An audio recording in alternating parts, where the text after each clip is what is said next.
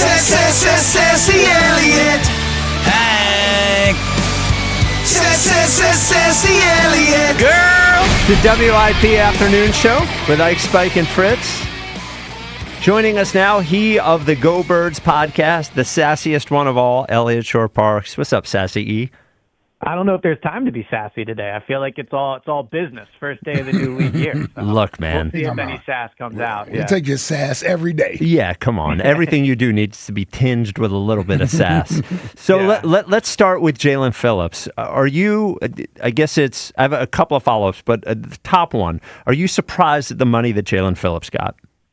Yes, and I think the Eagles are as well. I think the Eagles expected to re-sign Jalen Phillips. I think it was part of their offseason plan, and I don't think they thought he would get $30 million per year. And I think you can see just the reaction from all like the reporters and the people around the league. Like people are surprised at the amount of money he got. So yeah, I do think that's definitely a surprise in the amount of money. So yeah, I agree. It does seem though, and I'm not surprised that everyone thought he was going back to the Eagles because it seemed like they thought they were going to be able to re-sign him.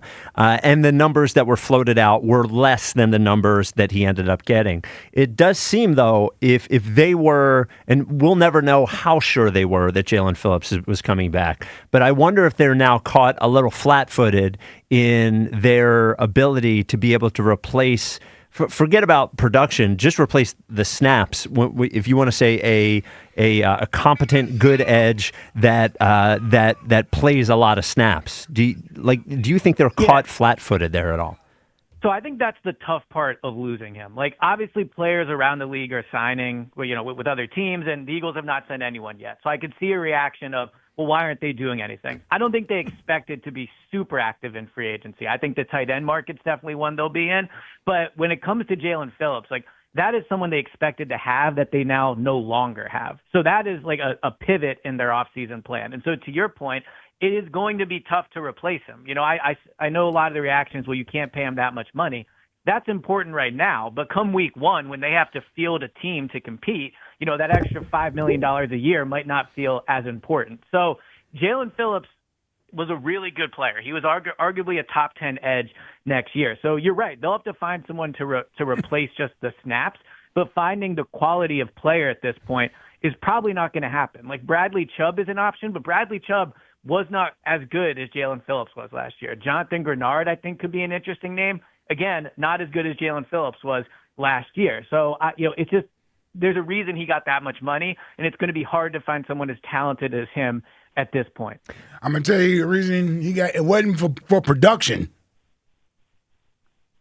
He didn't get that money for production on the field. Well, he did. Well, not with sacks. I agree. He's not been a big sack guy. But if you look at the quarterback pressures, he was top 10 last year. Yes. Well, I kind of agree with you that it's not as important as sack production, but it still is. I mean, to be top 10 is very noteworthy. He was a top 10 edge against the run, arguably, last year. He had a really good pass rush win rate, which is often indicative of a good pass rusher. So, I get your point, and I agree with you. They overpaid for him, for sure.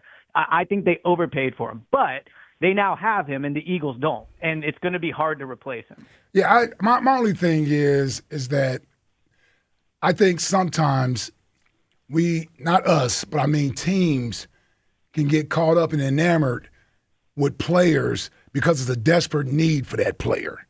And we sort of put rose-colored glasses on when it comes to that player because we want him so bad. Jalen Phillips, and listen, I like that they traded for him, but when you get a chance to watch him every week, you see, other than the injuries, you still see why Miami was okay with moving on from him. And then you look at the history, meaning from the time he's been in the league, his rookie year he had 8.5, then he had 7, he had 6.5. I mean, his sacks have been going down, down. I'm not paying a guy who can't disrupt the game. I could pay somebody to do what he's doing without giving him $30 million. BG could do this. Oh no, he can. Sure, he can. Well, but he can't. He can't play 75% of the snaps. He can't. What is he doing in the 75%. I don't of the think snaps. Nolan Smith can do what Jalen Phillips. I think their best edge that has a chance to be as good now is Jalen Hunt. And like I actually, your assessment of Jalen Phillips, I probably agree with a little more than maybe it sounds like. But when the Eagles themselves are willing to pay him, it would have been a mistake. Right, but they were willing to do it. So clearly they thought very, very highly of him. They could have been wrong, but like finding someone that's better than him is just not going to be very easy at this point. And you were already really thin. So now, if they would have signed Jalen Phillips, they would have still needed another edge. Now you probably need two more at least, obviously, because you need a fourth and then to replace Jalen Phillips. And then you see what you do with Brandon Graham. But They overpaid, but it puts the Eagles in a tough spot. Here's what I look at what they did with him. They still decided to pay Jordan Davis, who they also overpaid. I agree. But my point is that they knew all this intel about Jalen Phillips, and they didn't make him a number one priority to get him signed regardless. Like, they didn't make that a priority. They could have. To sign him that nobody else would be able to sign him. Yeah, they could have done that. So that's where I would agree that often players that the Eagles really, really want don't hit free agency. Like last year, Zach Bond. Now, technically, they all kind of hit free agency in the way that they know what other teams are going to offer. But Zach Bond signed before the beginning of the new league year. I just think they were blown away by what the Panthers got, and they thought that they would be able to get him for $23 million a year. And that didn't happen. So now they have to pivot. So they have a lot of cash that they were expecting to give to Jalen Phillips that they'll now have to find something else to do with. But the tough thing is, and you're going to hear a lot about this, like the comp pick formula. Like they really believe in that. So Jalen Phillips now getting the deal he did, they'll get a comp pick in next year's draft. If they go out and sign a big name free agent, which I don't think they'll hand out anywhere close to what Jalen Phillips got, you potentially lose that. And that's a good asset. But that player is not contributing in any meaningful way on the team until, 2029? Like you get it in 27, I guess maybe 28 if he develops quickly. So they'll get the comp pick, but it's not going to help this year's team. Yeah, I think what it comes down to for me is I agree he was overpaid. I agree the production, at least in terms of sacks, doesn't equal the number. Hell, but tackles for loss, none of it. But we still pressures. But we still have that position to fill, and there's not a player obvious to me. Now, Eliot, I think you just really answered this question, but you don't think there's any chance they participate in the Trey Hendrickson market, do you? No, because I think he'll make too much money. Okay. If you look at what Jalen Phillips got. And just last thing I would say about the money, right? This time last year, it was, Milton Williams got way overpaid. Like, no way they should have given him that amount of money. Milton Williams was one of the best defensive tackles in the league last year. So, yeah, you can pay a lot of money, but you are getting a very good player in doing that. Well, at least Milton Williams plays. Yeah, well, Jalen Phillips did play all 17 games last year, but I agree, injuries are clearly a concern for him. Well, and I think it is similar to, that they're not the same player, but it's similar to the Josh Sweat discussion. And when Josh Sweat signed a huge deal and he went away, and everybody said, well, he only had 9 sacks, he wasn't that good, and so they were ready to let him go. And all of that is true, but it only matters if you have somebody as good as Josh Sweat to replace Josh Sweat. And they went into last year and they had replace his production. And they went into last year, and they took 2 shots into last year, Uche and Azeez Ojulari. Neither one of them worked out, so they ended up. Also, they traded a 3rd-round pick for Jalen Phillips, which isn't nothing. So they went in, they realized they needed somebody there. So I think we're in the same situation. Is that too much money for Jalen Phillips? It is, but it leaves you without a player who plays that situation. I agree with you, Eliot. I think they were a little thin there anyway. You mentioned you thought that Jordan DG coming back. Well, great. You mentioned that Jordan Davis, you thought, got overpaid. I guess, are you surprised that he got a deal at all? And when you say overpaid, what does a normal deal for Jordan Davis look like to you?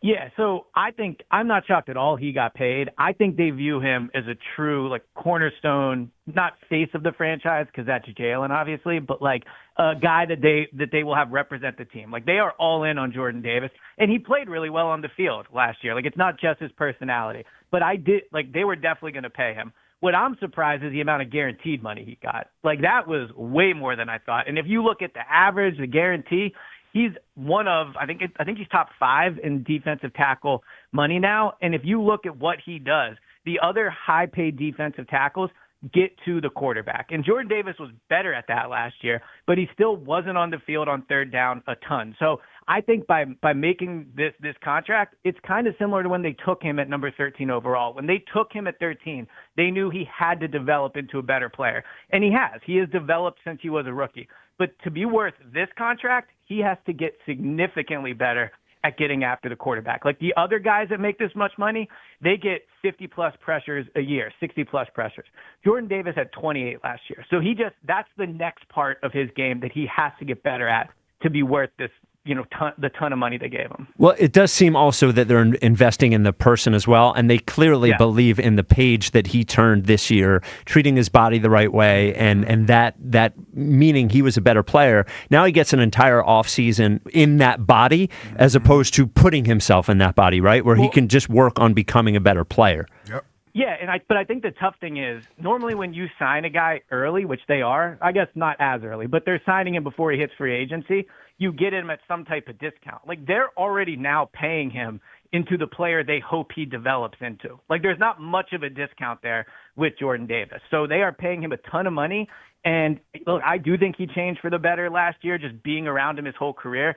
I thought last offseason it was obvious he was a changed man, and that's proven to be true over the past year. So I think he'll continue to improve.